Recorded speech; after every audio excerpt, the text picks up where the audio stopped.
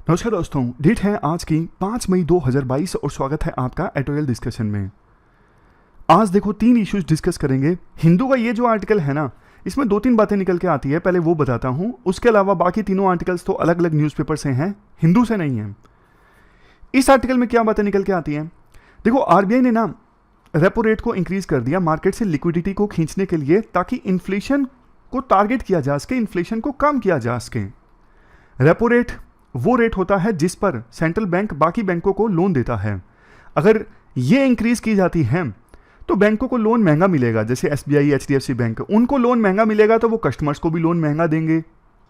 वो कस्टमर्स को लोन महंगा देंगे तो कम लोग लोन लेंगे, बैंक भी कम लोन दे पाएंगे क्योंकि लोग लोन लेने के लिए तैयार ही नहीं है, महंगा लोन मिल रहा है। तो मार्केट से लिक्विडिटी कम हो जाएगी, यानी जनता के पास पैसा कम होगा। जनता के पास पैसा कम होगा तो वो कम खर्च करेंगे, डिमांड बढ़ेगी नहीं, डिमांड बढ़ेगी नहीं तो इन्फ्लेशन कम हो जाएगी। ये सोच है आरबीआई की। अब ध्यान से सुनिएगा, आरबीआई इस सोच के साथ रेपो रेट को कम ज्यादा करती है, इन्फ्लेशन को इस प्रकार से टारगेट करती है। बट राइटर के अनुसार ये जो मॉडल है ना मॉनेटरी पॉलिसी का, ये वेस्टर्न कंट्रीज में ज्यादा एप्लीकेबल है। हमारे देश में ना इन्फ्लेशन दूसरे फैक्टर्स पे बहुत डिपेंड करता है। जैसे नींबू महंगा हो गया बहुत ज्यादा, एग्रीकल्चर प्रोडक्ट्स की कितनी डिमांड है, कितनी सप्लाई है, उस पर बहुत डिपेंड करता है। तो उसके लिए ना सरकार को ज्यादा प्रयास करने होंगे। आरबीआई के द्वारा रेपो रेट को कम ज्यादा किया जाता है, उससे उतना फायदा नहीं होता। एक दिक्कत पता कहां आती है? सरकार ना अगर किसानों को ज्यादा दाम देती है ना उनके प्रोडक्ट्स के, अगर सरकार प्रोक्योर कर लेती है वो बात तो अलग है, जैसे वीट एंड राइस को। लेकिन कुछ प्रोडक्ट्स की सरकार एमएसपी अनाउंस करके छोड़ देती है। अगर एमएसपी बहुत ज्यादा हो जाए तो किसानों को तो फायदा हो जाहिर तौर पे इससे, लेकिन ना कंज्यूमर्स को नुकसान हो जाता है। किसानों की इनकम तो बढ़ जाएगी, एमएसपी ज्यादा होगा, लेकिन कंज्यूमर्स के लिए महंगाई बहुत ज्यादा बढ़ जाती है। तो सरकार को ना एक बैलेंस स्टैब्लिश करना पड़ता है। इसका सबसे बढ़िया सॉल्यूशन ये है कि किसानों की इनकम को आप सुनिश्चित करो। आज आर्टिकल भी है जो हम डिस्कस करेंगे, उनकी ना फसल की पैदावार को इंक्रीज करो। अगर किसान आज 1 हेक्टेयर पे 200 किलोग्राम फूड ग्रेन उत्पन्न कर पाया तो ये इंश्योर करो कि वो 250 किलोग्राम या फिर 300 किलोग्राम कर पाए, तो उसका इनकम अपने आप बढ़ जाएगा। लेकिन एमएसपी अगर बहुत ज्यादा बढ़ जाता है ना, किसान की किसी भी फसल का दाम बहुत ज्यादा बढ़ जाता है ना, इससे किसान को तो फायदा होता है लेकिन कंज्यूमर्स को नुकसान हो जाता है, महंगाई काफी ज्यादा बढ़ जाती है। तो इस पर सरकार ध्यान दे। इन्फ्लेशन को टारगेट करने का ना सरकार का एक अलग तरीका होना चाहिए। आरबीआई की मॉनेटरी पॉलिसी से इन्फ्लेशन उतनी टारगेट नहीं हो पाती। एग्रीकल्चर सेक्टर में कितनी डिमांड्स है, कितनी सप्लाई है, उसको बैलेंस सरकार वहां पर बैलेंस सरकार स्टैब्लिश करे।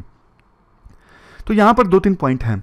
अब 3 आर्टिकल कौन से डिस्कस करेंगे? पहला आर्टिकल तो एग्रीकल्चर का, किसानों की इनकम को डबल करने से संबंधित।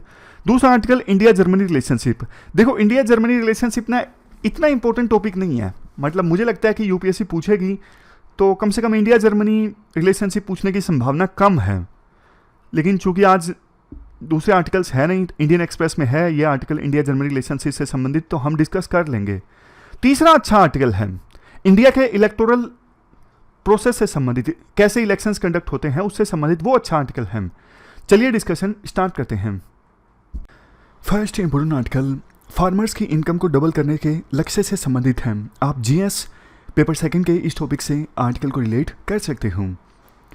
देखो, 2016 में सरकार ने ना एक लक्ष्य रखा था कि 2022-23 आने तक किसानों की जो इनकम है ना उसे डबल कर दिया जाएगा। और इसके लिए सरकार ने एक कमेटी का भी गठन किया था अशोक दलवाई की अध्यक्षता में। तो इस कमेटी ने ना बहुत सारे रिफॉर्म्स दिए।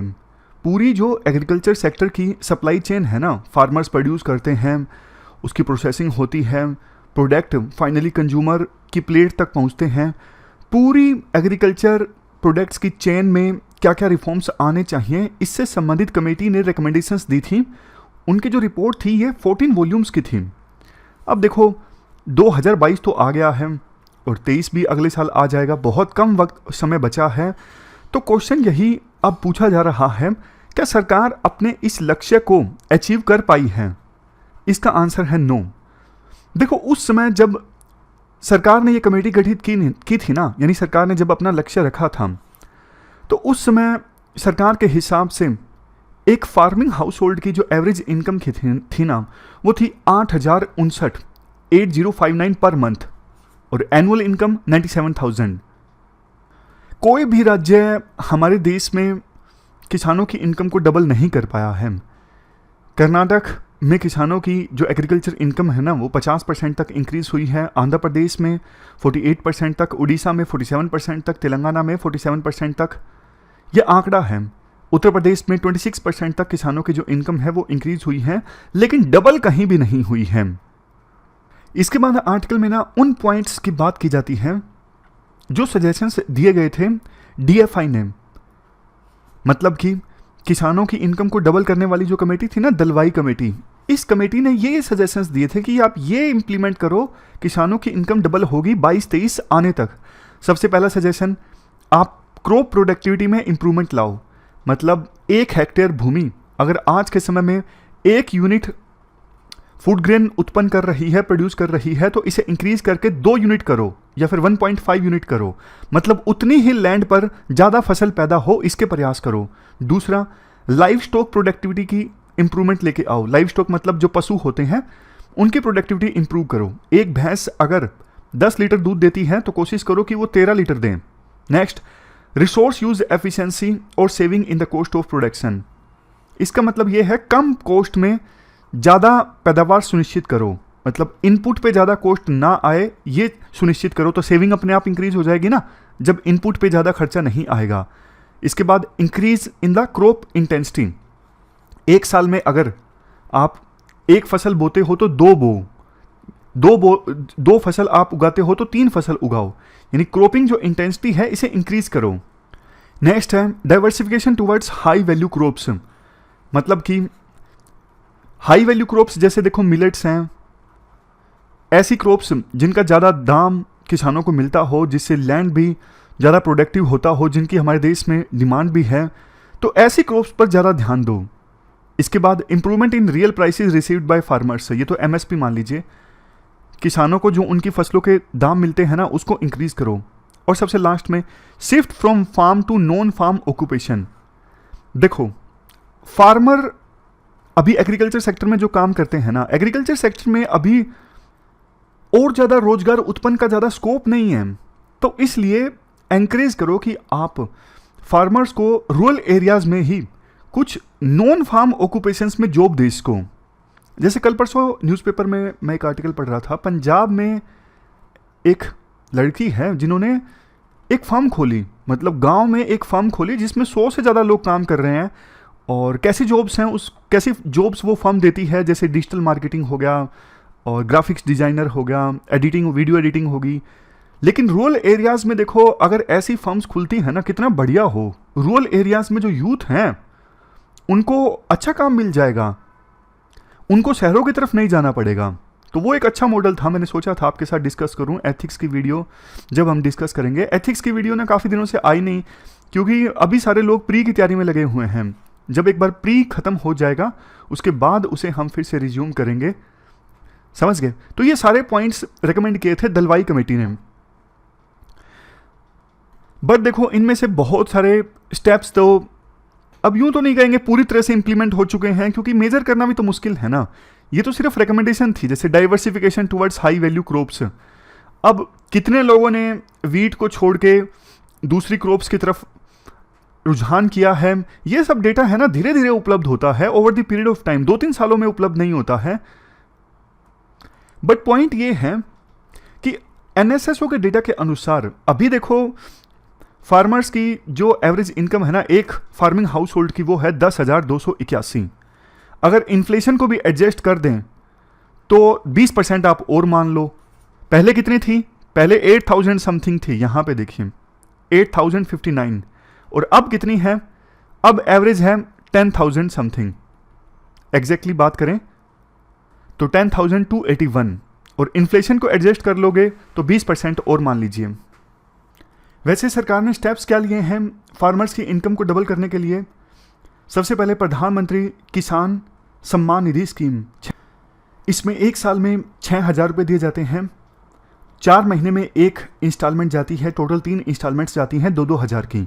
नेक्स्ट, प्रधानमंत्री किसान मान धन योजना, इसमें देखो एलिजिबल जो फार्मर्स हैं ना, स्मॉल और मार्जिनल फार्मर्स, उनको 60 साल के बाद मिनिमम पेंशन मिलती है 3,000 रुपये की। हर महीने 3,000 रुपये मिलेंगे किसानों को 60 साल के बाद, छोटे और मंझले किसानों को मिलेंगे। नेक्स्ट है प्रधानमंत्री फसल बीमा योजना। अगर देखो कोई आपदा आ जाती है, फसल बर्बाद हो जाती है, तो उसके लिए है ये प्रधानमंत्री फसल बीमा योजना। एक सेकंड रुकिए, हाँ, एमएसपी को भी इंक्रीज किया गया है बहुत सारी फसलों का। प्रधानमंत्री अन्नदाता आय संरक्षण अभियान लॉन्च किया गया है ताकि किसानों को डिस्ट्रेस सेलिंग ना करनी पड़े, यानी एमएसपी से कम दाम पर अपनी फसल को ना बेचना पड़े। इस पे पीएम आशा स्कीम के यानी प्रधानमंत्री अन्नदाता आय संरक्षण अभियान के 3 कंपोनेंट्स हैं। एक बार नजर भी डाल लीजिए, कई बार प्री में भी पूछ लिया जाता है। सबसे पहला कंपोनेंट है प्राइस सपोर्ट स्कीम। इसमें क्या है, पल्सिस, ऑयल सीड्स, कोपरा, इनकी ना फिजिकल प्रोक्योरमेंट की जाती है सेंट्रल नोडल एजेंसीज के द्वारा, और सेंट्रल गवर्नमेंट जो है इनके प्रोक्योरमेंट का सारा जो एक्सपेंडिचर है ना वो बियर करती है, और प्रोक्योरमेंट करते वक्त अगर कोई नुकसान हो जाता है ना वो भी सहन किया जाता है सेंट्रल गवर्नमेंट के द्वारा। ये पहला कंपोनेंट है। दूसरा प्राइस डेफिशिएंसी पेमेंट स्कीम। अगर किसी, मान लीजिए एमएसपी है 1,000 रुपये, किसान ने अपनी फसल बेच दी 800 रुपये, 200 रुपये कम में बेची है ना, किसान अपनी रिसिप्ट दिखाएगा ना, तो ये बकाया पैसा सरकार की तरफ से मिल जाएगा। ये है price deficiency payment scheme. Next है pilot of private procurement and stock scheme. ये तो पायलट स्कीम है, प्राइवेट सेक्टर जो है वो प्रोक्योरमेंट ऑपरेशन में पार्टिसिपेट करेगा इस स्कीम के तहत।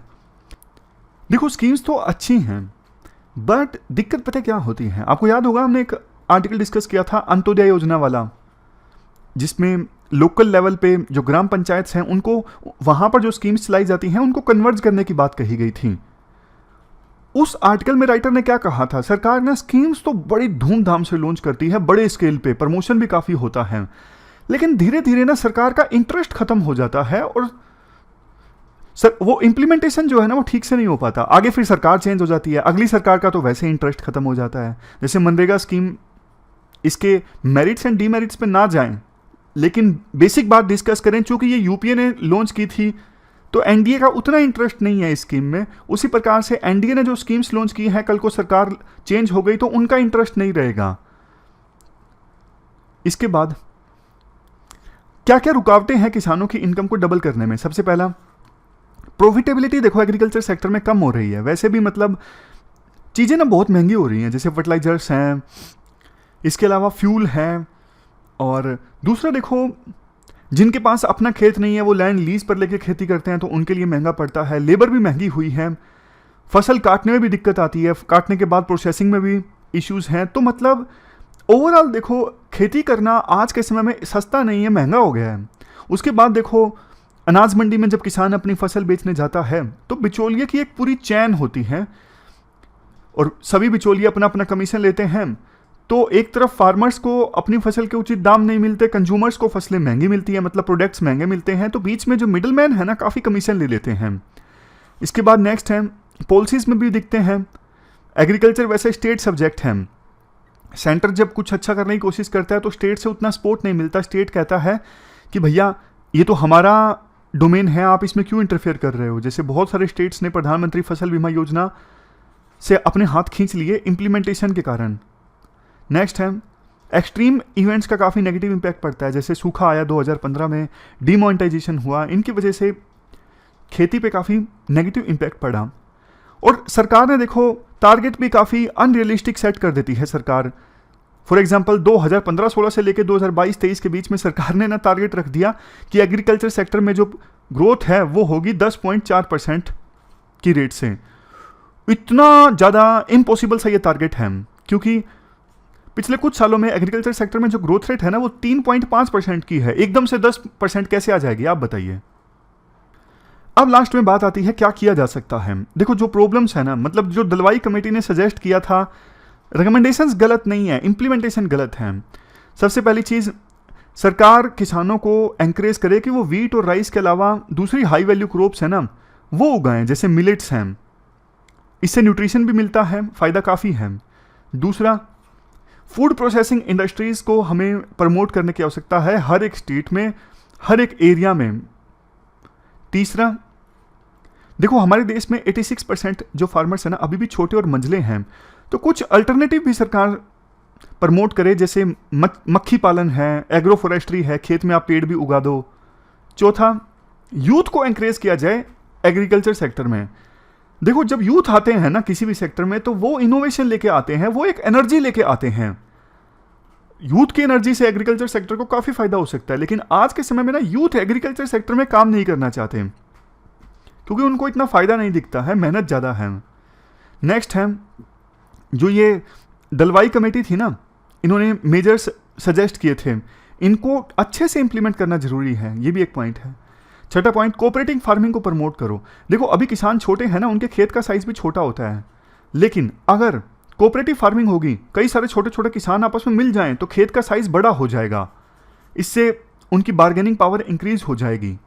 नेक्स्ट, देखो ये बात तो सच्चाई है, मानना होगा कि आज के समय में एग्रीकल्चर सेक्टर का जीडीपी में कंट्रीब्यूशन है सिर्फ 15%, वर्कफोर्स काम करती है 40%।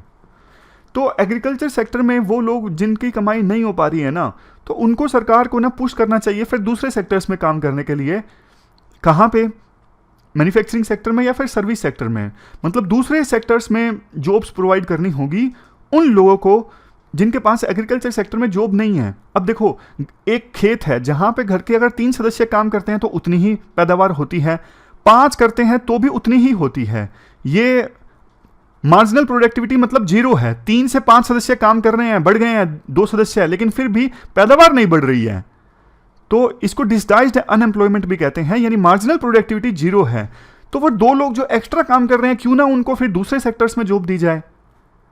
समझ गए? तो ये पूरा आर्टिकल हमने डिस्कस किया किसानों की इनकम को डबल करने से संबंधित। इसके बाद next article India Germany relations से संबंधित है। आप जीएस पेपर 2 के इस टॉपिक से आर्टिकल को रिलेट कर सकते हो। देखो अभी प्रधानमंत्री मोदी बर्लिन की यात्रा पर गए 6th Indo German inter governmental consultation के लिए। टाइमिंग काफ़ी ज़्यादा इंपॉर्टेंट है, आपको पता है यूक्रेन में वार चल रहा है और पेंडेमिक ख़त्म हुआ है, ख़त्म अभी भी नहीं हुआ है, लेकिन रफ्तार धीमी हुई है। तो जर्मनी को भी आवश्यकता महसूस हो रही है कि इंडिया की फॉर्म में ना उनके लिए उनके सामने एक बहुत बड़ी मार्केट है। जर्मनी के रिलेशंस ना पहले चाइना के साथ काफ़ी ज़्यादा अच्छे थे, बट यूएसए के कहने पर जर्मनी चाइना के साथ अपने रिलेशंस को ना रीसेट कर रहा है। इसी वजह से 7 मई को वो ना चाइना के जिंगजियांग रीजन में उइगर मुस्लिम्स की सिचुएशन डिस्कस करेंगे। जाहिर तौर पर यह बात चाइना को तो अच्छी लगेगी नहीं, यानी चाइना के साथ रिलेशंस अब शायद उतने अच्छे ना रहें जर्मनी के, क्योंकि है तो देखो साथ ही जर्मनी यूएसए का ही है, यूएसए का चाइना के साथ टकराव है, तो आखिरकार जर्मनी साथ तो यूएसए का ही देगा, वेस्ट एकजुट हो जाएगा, ये कुछ एक्सपर्ट्स बोलते हैं। आपस में कितनी भी कॉन्ट्राडिक्शंस हो, लेकिन समय आने पर जो ये वेस्टर्न कंट्रीज है ना, ये सब एकजुट हो जाते हैं। तो देखो अगर जर्मनी चाइना को इग्नोर करेगा तो इंडिया की फॉर्म में उनके सामने ना एक बहुत बड़ी मार्केट है। इंडिया के साथ इसलिए कोऑपरेशन पे जर्मनी काफ़ी ज़्यादा फोकस कर रहा है। अभी तक ज़्यादा ना ग्रीन एनर्जी पे फोकस ज़्यादा था इंडिया जर्मनी का, मतलब कि जर्मनी इंडिया की मदद कर रहा था क्लाइमेट चेंज को एड्रेस करने में, ग्रीन टेक्नोलॉजी को ट्रांसफ़र करने में। इसके लिए देखो काफ़ी सारे फोरम्स भी इस्टाब्लिश हुए हैं, जैसे Indo German energy forum, environmental forum, partnership on urban mobility, skill development and science and technology. अगर हम बात करें कि इस ट्रिप से क्या कुछ निकल के आया, जो प्रधानमंत्री मोदी की विजिट थी, इससे क्या कुछ निकल के आया, देखो 10 बिलियन यूरोज का अब फंडिंग देगा जर्मनी इंडिया को ग्रीन प्रोजेक्ट्स के लिए। कुछ प्रोजेक्ट्स इस्टाब्लिश होंगे सरकार के थ्रू, कुछ प्राइवेट कंपनीज के थ्रू और कुछ पीपीपी मॉडल्स के थ्रू, पब्लिक प्राइवेट पार्टनरशिप। और इसको सपोर्ट करने के लिए जो इंडिया जर्मनी कंसल्टेशन ग्रुप है ना, इसमें एक मिनिस्ट्रियल सेगमेंट भी इंट्रोड्यूस किया जाएगा, जिसमें दोनों देशों के जो मिनिस्टर्स हैं ना वो आपस में मुलाकात करेंगे रेगुलरली।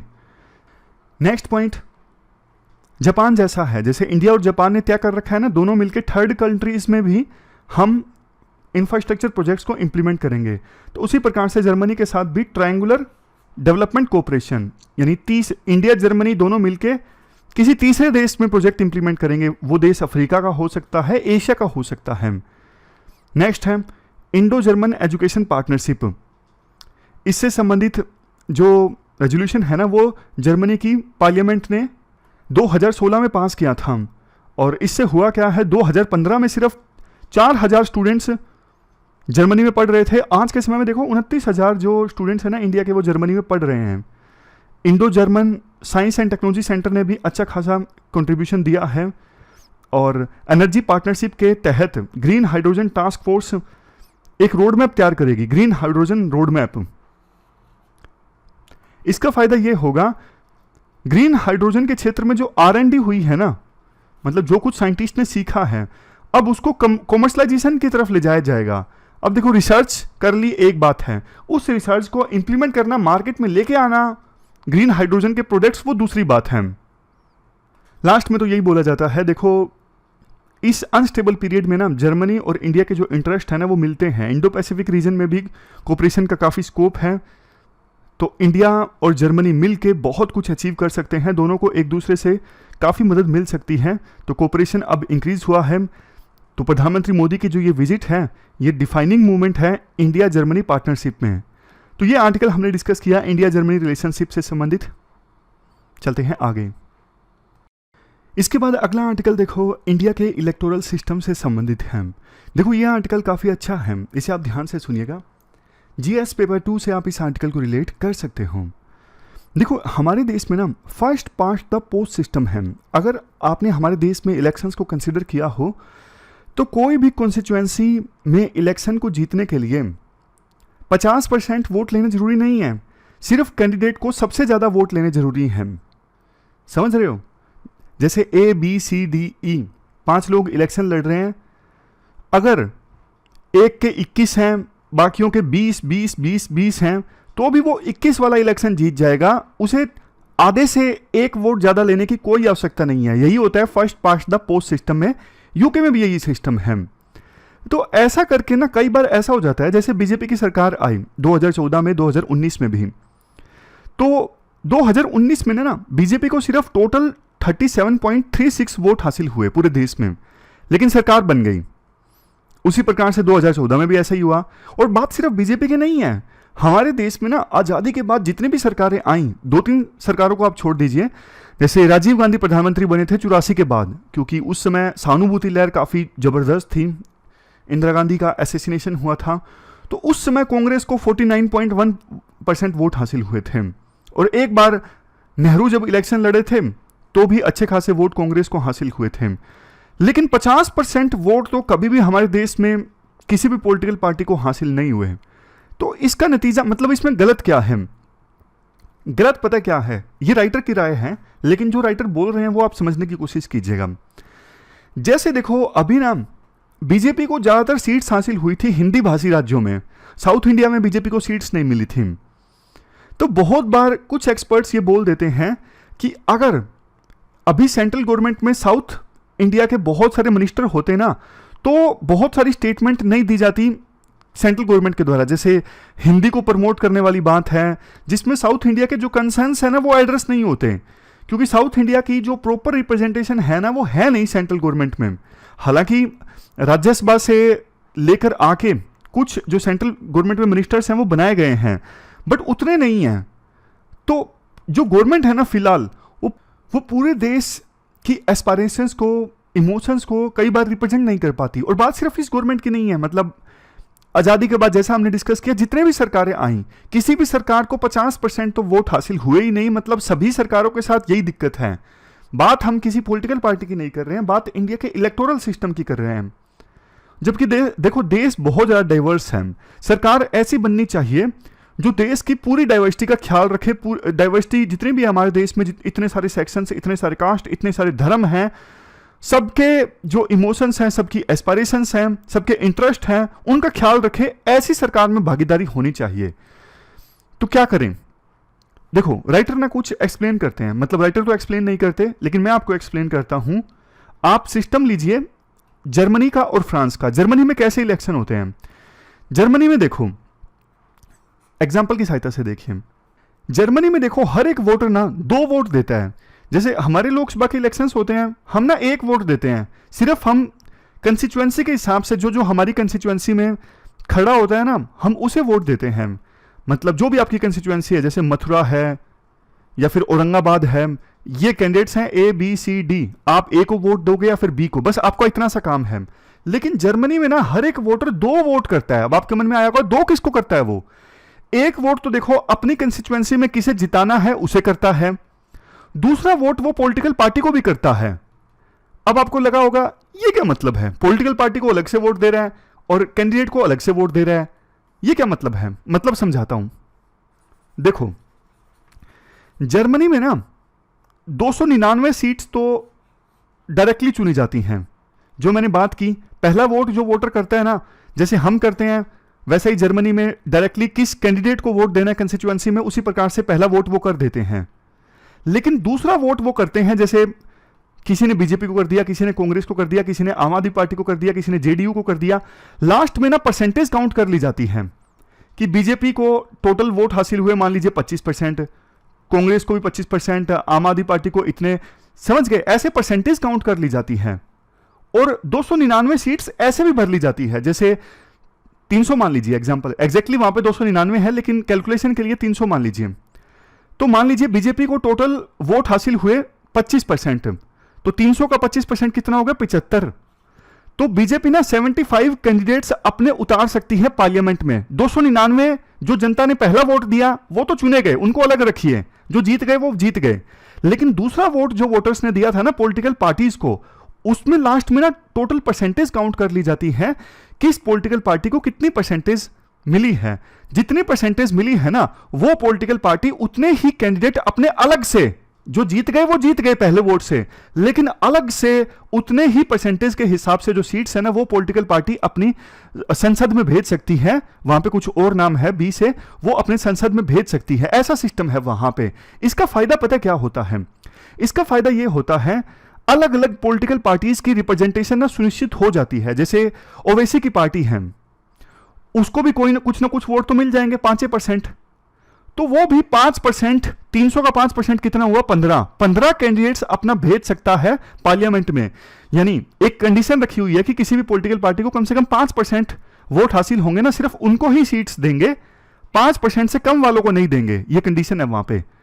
तो इससे ना जो कमी हमारे देश में है ना, कि पूरे देश को रिप्रेजेंटेशन नहीं मिल पाती, वो कमी वहां पे नहीं है, क्योंकि हर एक कैंडिडेट, हर एक वोटर 2 वोट करता है। एक तो वो डायरेक्टली कैंडिडेट को चुनता है, एक पॉलिटिकल पार्टी को चुनता है। तो पॉलिटिकल पार्टी को जितना परसेंटेज वोट हासिल होता है, उतना ही वो उस परसेंटेज के हिसाब से वो उतनी ही कैंडिडेट जो है वो भेज देता है उनकी पार्लियामेंट में। अब बात करते हैं फ्रांस के सिस्टम में। फ्रांस का सिस्टम में क्या होता है? जैसे अभी अभी वो मैक्रोन चुने गए हैं। फ्रांस के सिस्टम में ऐसा है, मान लीजिए पहले तो 5 कैंडिडेट चुने गए, ABCDE, और कैंडिडेट्स को, पूरे देश में जो वोटर्स है ना, उनको बोला जाता है कि आप चुन लो। जैसे मैक्रोन को हासिल हो गए 29% वोट, फिर 25% वोट, सी कैंडिडेट को हासिल हो गए 24%, अगले को 20%, ऐसे ऐसे करके ना वोट हासिल हो गए। लेकिन 50% किसी को भी हासिल नहीं हुए। तो फिर ना दूसरे राउंड की वोटिंग होती है, जिसमें पहले और दूसरे को काउंट किया जाता है, बाकी तीसरे, चौथे, पांचवें, छठे, सातवें इन सबको उड़ा दिया जाता है कि भाई जाओ तुम्हारी छुट्टी हो गई। दूसरे राउंड की जो वोटिंग होती है ना, सिर्फ पहले और दूसरे के बीच में होती है। अब जब पहले और दूसरे के बीच में वोटिंग होगी, किसी एक को तो 50% वोट हासिल होंगे ही ना, समझ गए? तो यह सिस्टम है फ्रांस में कि दूसरी बार वोटिंग होती है वहां पे। हमारे देश में भी ना कुछ ऐसा सिस्टम आना चाहिए कि पूरा कोalition बने पूरे देश का, ऐसी सरकार बने जो पूरे देश के इंटरेस्ट को, एस्पायरेशंस का ख्याल रख सके, और इसमें हर रीजन से रिप्रेजेंटेशन हो। तो प्रोपोर्शनल रिप्रेजेंटेशन के बारे में हमें सोचना चाहिए। जैसे देखो 90s के दौर में ना काफी कोलिशन गवर्नमेंट थी, तो उस दौर में ऐसी बातें कम हुआ करती थी, जैसे हिंदी इम्पोजिशन, वो सब। तो अगर कोई सरकार ऐसी बनती है ना जो कोलिशन गवर्नमेंट हो, अलग अलग रीजन से रिप्रेजेंटेशन हो, तो वो ज्यादा देश के लिए बेहतर है, उससे देश स्टेबल रहता है, ज्यादा एकजुट रहता है। तो ये पूरा आर्टिकल डिस्कस किया हमने। फिलहाल हमारी आज की इस डिस्कशन में इतना ही है। 3 इश्यूज हमने डिटेल से डिस्कस किए। Thank you very much for discussion.